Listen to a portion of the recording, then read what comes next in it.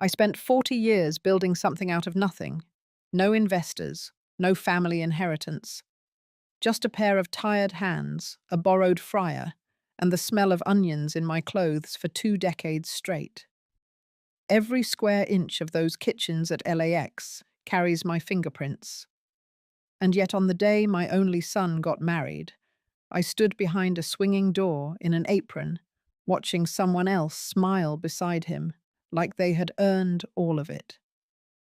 If you've ever poured your life into someone only to be erased with a smile, you'll understand why I did what I did next. My name is Lorraine Madsen. I'm 73 years old, and up until recently I was the founder and owner of one of the most successful airport dining chains on the West Coast. It didn't start out glamorous.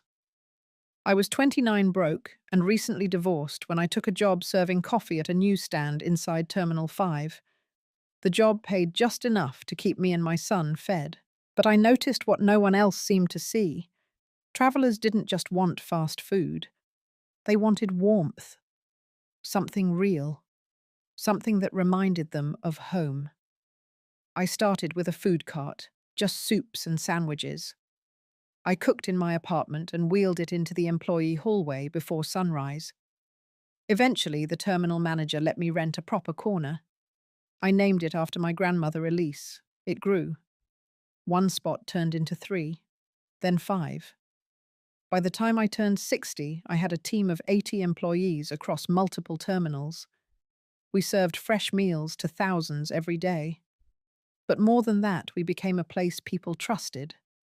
Families heading off to funerals, couples flying out for honeymoons, soldiers passing through. We fed all of them. And every step of the way, I brought Jeffrey along. He was my only son. I used to sit him on a crate near the prep sink while I rolled dough. When he was old enough, he handled the register. Later, I paid for his business degree, hired him as an intern, promoted him to operations manager. By the time I stepped back, he was running day to day without needing me in the room. It was what I wanted, what any parent wants, to pass something down, to build a legacy. I thought I had done it right. I thought I had raised someone who understood not just how the business worked, but why it mattered. I didn't know then how wrong I was. The invitation arrived on a Thursday morning. Thick envelope, gold lettering, the kind of stationery that says money before you even open it. I smiled when I saw it. Jeffrey always liked to go big. He used to practice fake acceptance speeches in the mirror as a kid. I imagined it was a traditional invite. Mother of the groom, front row seat, maybe a small speech if I was lucky. When I opened it, the first thing I noticed wasn't my name. It was the title underneath. Kitchen Logistics Coordinator. At first I thought it was a mistake, some kind of placeholder that hadn't been changed. I flipped through the rest of the packet. Travel information, dress code, seating chart. There it was again in bold print, Lorraine Madsen, Kitchen Logistics Coordinator. I read it 3 times, each word colder than the last. I set the invitation down and walked to the sink, turning the faucet on without needing water, just to hear something else. My eyes drifted toward the small frame on the windowsill. Me and Jeffrey, 10 years old, standing behind the Elise's counter with powdered sugar on our faces. That little boy had once told me I was his whole world, said he wanted to build restaurants with me forever. I picked up the envelope again, hoping for a note, a joke, a postscript. There was nothing. That evening, I checked my email. Darla had sent a mass message to all vendors and key staff, thanking them for their roles in the upcoming event. I was copied along with the catering crew and floral coordinators. Her words were gracious, formal. She referred to me once near the end as a vital support figure behind our event logistics. Support figure. Not mother, not founder, just support. There was a photo attached, a preview from the engagement shoot, Jeffrey in a navy suit, Darla in a fitted ivory dress, standing in the middle of the tarmac like she owned the runway. She looked radiant, confident. The kind of woman who gets what she wants and makes no apologies for it. In the background, blurry but still visible, was the entrance to one of my original locations. The name had been partially cropped. It didn't say Elise's anymore. It said Darla's Table. I closed the email. That night, I sat at the kitchen table long after the lights were off. No anger, not yet, just a quiet disbelief. A weight starting to settle in my chest. I wanted to believe there was a misunderstanding, a detail I had missed, a reason behind it all. But the truth had already started to whisper, and I wasn't ready to hear it yet. The morning of the wedding, the sky over Los Angeles was washed in that soft grey light that comes before the sun takes over. I arrived early, habit more than anything.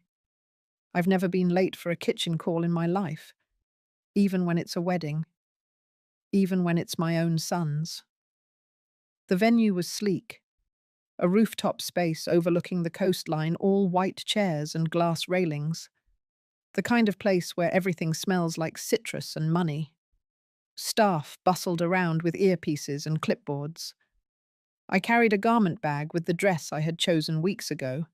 Navy blue, pressed and simple, nothing flashy, just something dignified. I had worn it once before at a civic award dinner where Jeffrey accepted a small business honor in my name.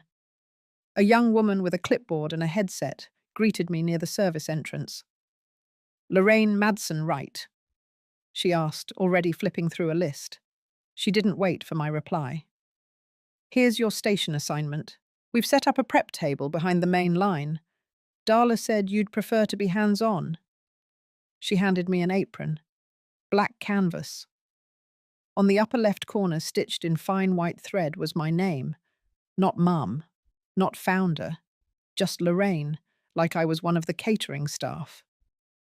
I stood there for a long second before nodding, took the apron, hung my dress on a low hook in the back kitchen, and tied the strings behind me like I had 1,000 times before. My hands moved on their own. Guests began to arrive. I caught glimpses of them through the swinging door, suits and pearls, laughter rolling through the courtyard. I recognized some of them. Old vendors, former partners, people who once shook my hand and called me a visionary. No one looked toward the kitchen. Mid-afternoon, Jeffrey stepped into the back hallway. He didn't come all the way in, just leaned through the door already in his tux, adjusting the cufflinks I bought him last Christmas. His eyes passed over me. He gave a quick smile, the kind you give to someone bringing out the hors d'oeuvres. Then he was gone again. No words, no thank you, not even a nod. An hour later, the ceremony began. I listened to it from the prep sink. Darla's voice carried louder than the rest. She sounded polished, practiced. She thanked everyone for being there, for supporting their journey. She named vendors, designers, mentors. She paused briefly before adding, "And of course to our kitchen logistics lead Lorraine, who made today's coordination seamless." Applause followed, not for a mother, not for a legacy, for a staff role. I didn't cry, not then. I just kept wiping down the cutting board, breathing in slow, steady rhythms like I had trained myself to do for years. It wasn't the work that hurt. I've always loved the work. It was being invisible in a room I helped build. A room where my son stood at the center and I wasn't even in the frame. And for the first time, I wondered if I ever really had been. By late afternoon, the kitchen had quieted into a rhythm. The appetizers were done, the main course lined up. I wiped my hands on the same apron that now felt less like a uniform and more like a curtain drawn between who I was and who I had become. I stayed in the back, moving quietly between prep trays and storage like a shadow. From where I stood, I could see a narrow sliver of the reception through the swinging door. Candles lit the edges of the patio. White string lights crossed overhead like stars that had come down for the occasion.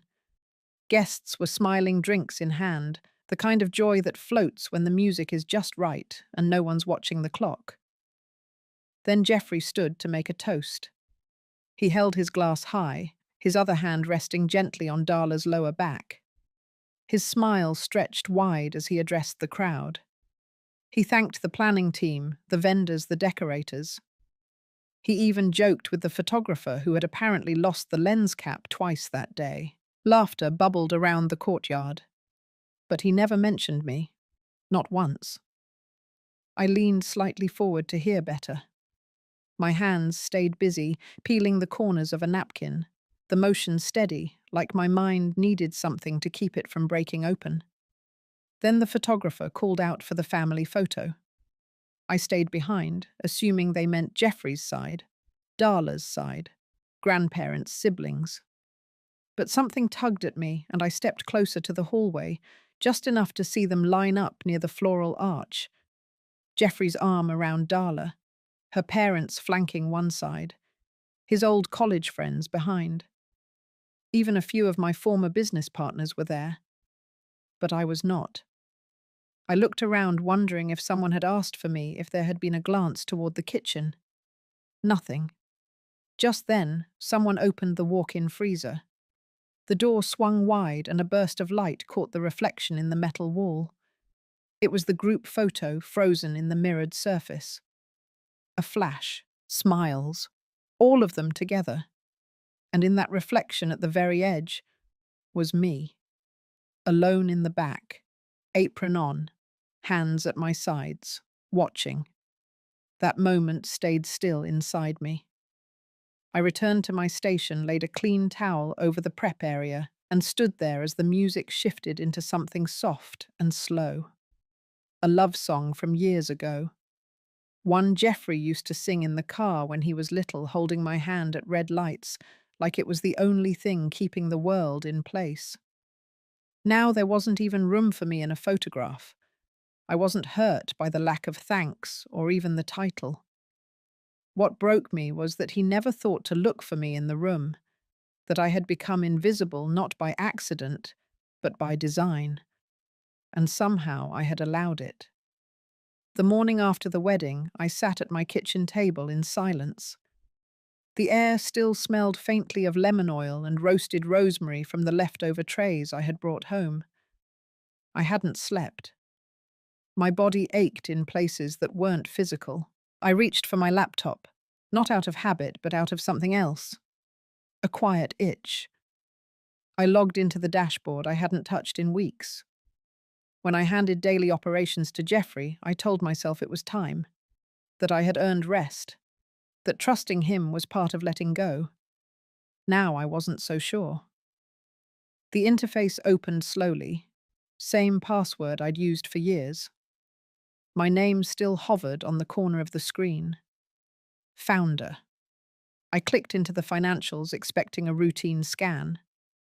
What I found instead stopped me cold. A new expense category had been added. Legacy transition. Under it, a string of transfers had been processed in the last 2 months. Consulting fees, contract restructuring, rebranding materials. I opened the attached documents, all signed by Geoffrey. None of them had my signature. Not a single one required my approval. But they moved funds from primary accounts tied to our oldest locations, the ones we had built with cash and sweat. I scrolled faster, heart picking up pace. One file caught my eye. A consulting report prepared by a firm I'd never heard of. In it, recommendations for phased legacy dissolution were outlined. A line item read, "Transition founder equity into strategic silent holdings." I kept reading. The term silent holdings meant something very specific. It meant keeping me on paper but stripping my authority. It meant locking me out while maintaining the illusion of inclusion. A legacy ghost. I closed the file and leaned back in my chair. My fingers were trembling slightly. Not from fear, from something sharper. A wound I hadn't seen forming beneath the surface. There had been a message last month from Howard, a long-time employee. He had texted a short note. You sure you want to let go just yet? I had brushed it off, told myself he was being sentimental. Now I understood. The plan hadn't been spontaneous. It was structured, timed, signed. The wedding had been the last act, not the beginning. The final seal on a shift already set in motion. I opened the old metal drawer beside the desk, pulled out the original articles of incorporation. My name, my authority, still binding, for now. But I knew then what I hadn't wanted to believe before. I hadn't just been left out of the photo. I was being written out of the story entirely. And the pen was in my son's hand. I sat with the documents for hours. My eyes scanned the legal language, the line items, the signatures that didn't include mine. Somewhere in the middle of it all, the betrayal settled into something more still, less like a storm and more like a decision. I opened the file cabinet that hadn't been touched in years. I pulled out the original shareholder agreement, the corporate charter, the estate planning binder. Everything was intact. My lawyer, Michael Reed, had helped me set it all up after my 60th birthday. He was smart, cautious, and meticulous. The language we used had been deliberate. I never granted Jeffrey majority control. Not legally, not structurally. What I gave him was trust. And trust, as it turned out, wasn't binding in court. I reviewed the documents again slowly. The bylaws gave me final say over all equity transfers, profit distributions, and brand usage. I had never invoked those clauses, never needed to. But they were there, buried in plain sight. In the estate plan, I had once named Jeffrey the primary heir. He was listed to inherit the company's shares, real estate holdings, intellectual property, and the 3 retirement accounts I had built steadily over 4 decades. His name was on everything. That evening, I changed it. I called Michael and requested a full amendment package. He didn't ask questions, just said, "Give me 24 hours." While I waited, I drafted a new beneficiary letter and outlined my intentions. The assets wouldn't disappear. They would be redirected. Instead of passing to Jeffrey, everything would transfer into a non-profit trust. Its mission would be simple and public to support small-scale hospitality workers at major transit hubs. Scholarships, housing grants. Medical coverage for kitchen crews who too often lived without any of it. The restaurants would stay open. The recipes would stay the same. The signs would remain in the terminals. But the ownership would shift. Quietly. Legally. Irreversibly. I didn't need to confront him. I didn't need to shout or explain or make a speech about legacy. The law would speak for me. The next day, I mailed the amendment packet by certified post. I kept the receipt.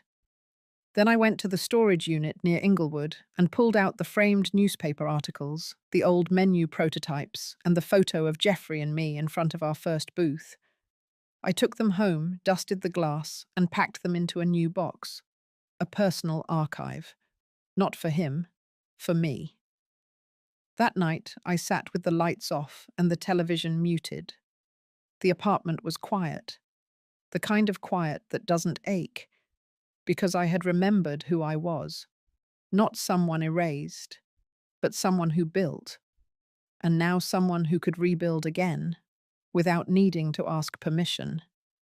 It was early afternoon when my phone rang. I recognized the number before it lit the screen. Jeffrey had never liked texting. He preferred to talk when he wanted something. I let it ring once before answering. His voice came through smooth, polished, the tone of someone trained in negotiation. He started with small talk, asking about my health, about the neighborhood. Then, as expected, the turn came. He mentioned the asset transfer papers, said he had been expecting them weeks ago, told me the firm needed everything finalized for the next quarter. I didn't respond right away. He kept talking, filling the silence. Said he wanted to make sure we were on the same page, that the legacy we built deserved continuity.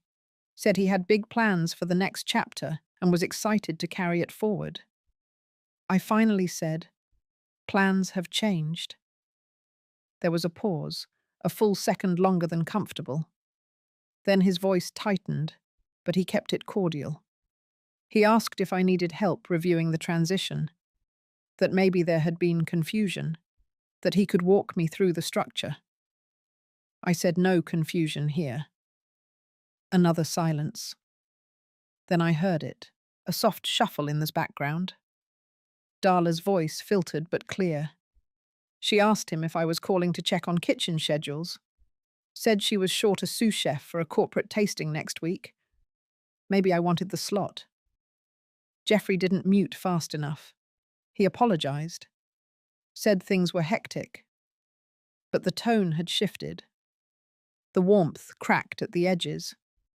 He sounded more like a manager trying to recover a deal than a son speaking to his mother. I told him I wouldn't be attending any more meetings, that my role had concluded. He hesitated, then asked what that meant. I didn't answer. Instead, I wished him good luck and hung up. I stared at the phone in my lap for a while. Not angry, not shaken, just clearer. That call confirmed what I already knew. Darla wasn't just the bride. She was part of the blueprint. The language in the restructuring, the vendor realignments, even the way the public brand had softened into something glossier. It had her fingerprints. She wasn't loud or rude or careless.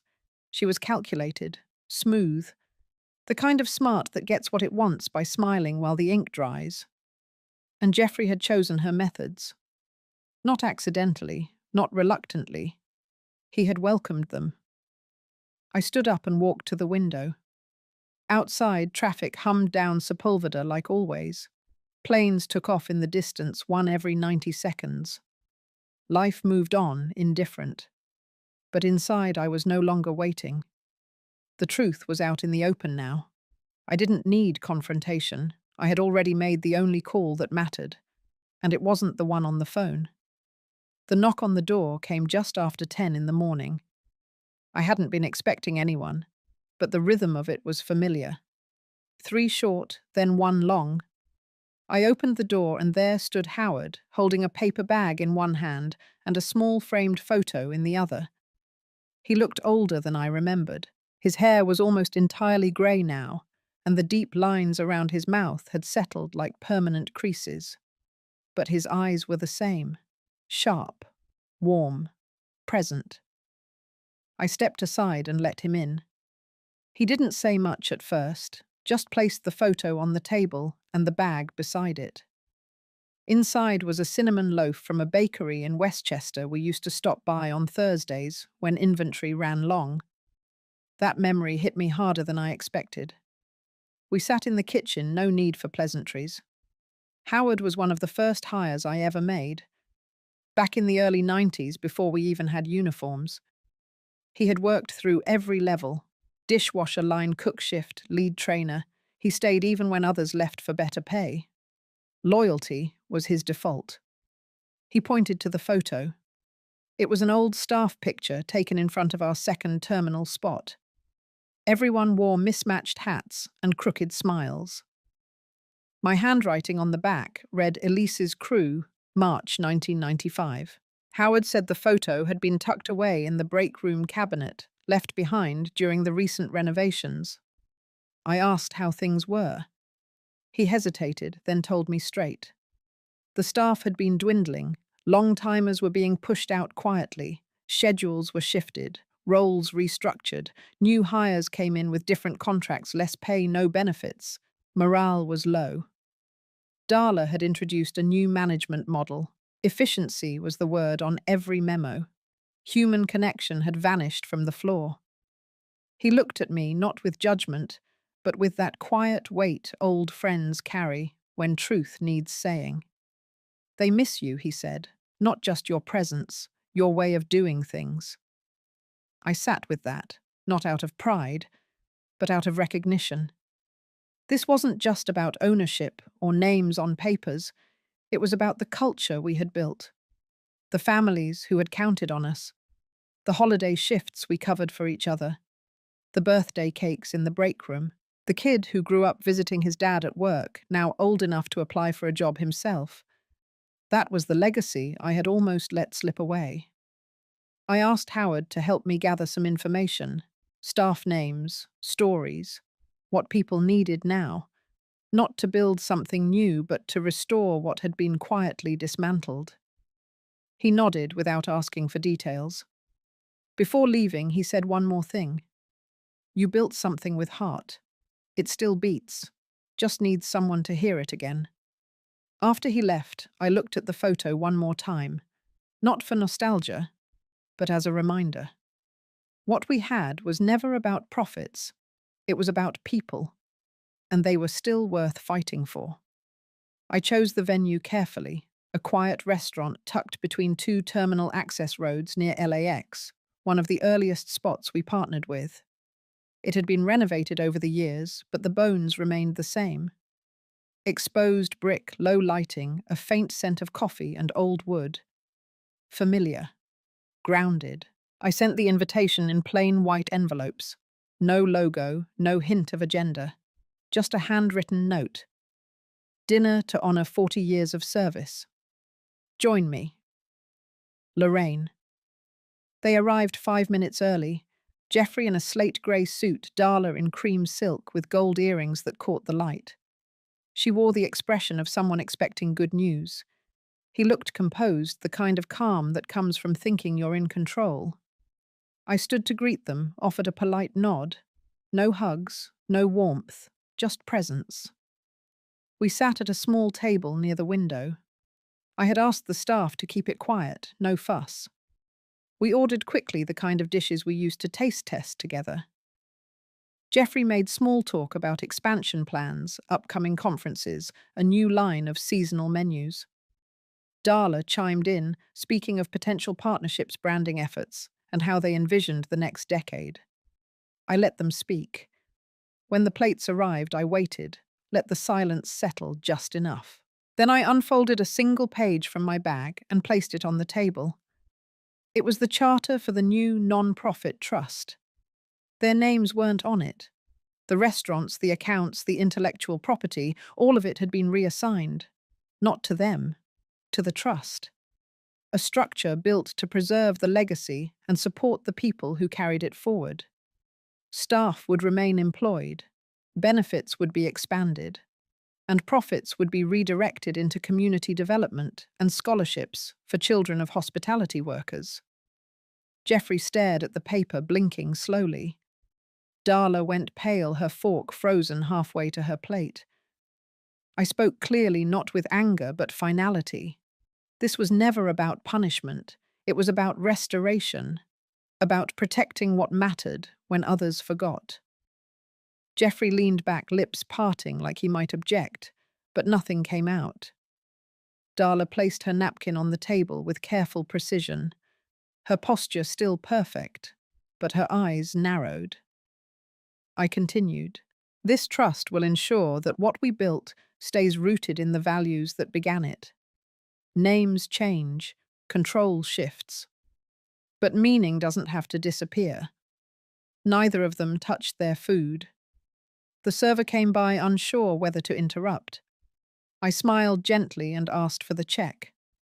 Jeffrey cleared his throat, tried to say something about misunderstanding, about being left out of the decision.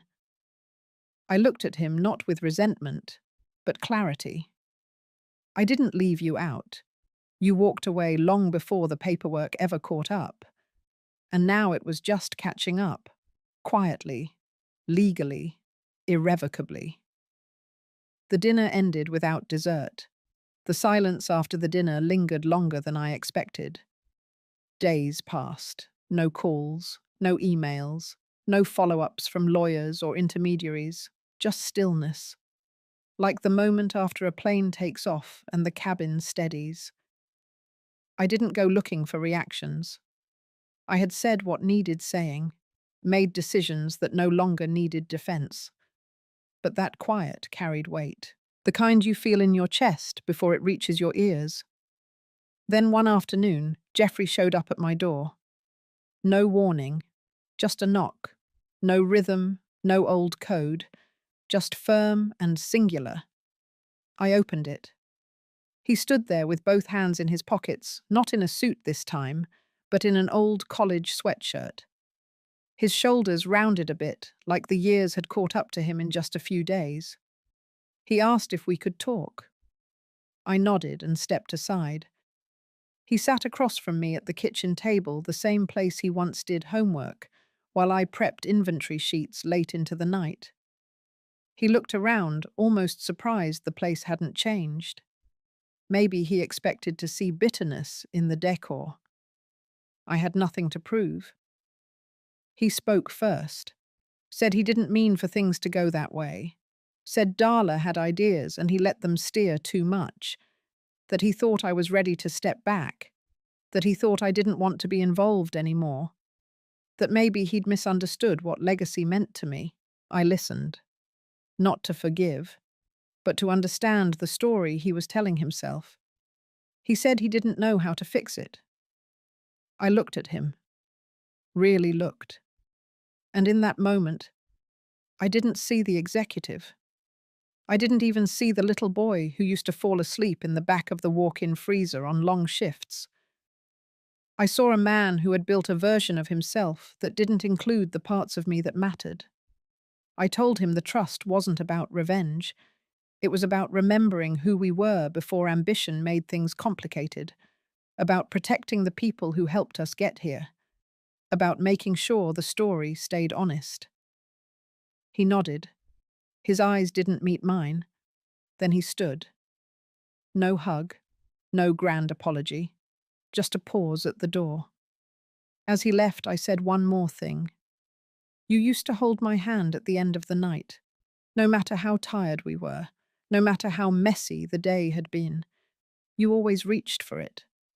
That mattered to me. He paused, his back still turned, then walked away. I closed the door gently. There was grief in that moment. Not the loud kind, the quiet kind. The grief of letting go of the version of someone you once believed in. Not out of anger, but clarity. Some people grow apart from who they were meant to become. And some of us have to accept that even when it comes with silence. It was the kind of morning where the light barely moved through the curtains. Still and grey, like the sky had forgotten what colour was. I sat at my desk with a cup of weak coffee and an old legal pad I had saved for years, the kind with faint blue lines and the smell of dust and ink. I opened the top drawer and pulled out a folder I hadn't touched in nearly a decade. Inside were papers I'd written back when I first drew up the estate plan, full of crossed-out names, margin notes and arrows that had changed direction more than once.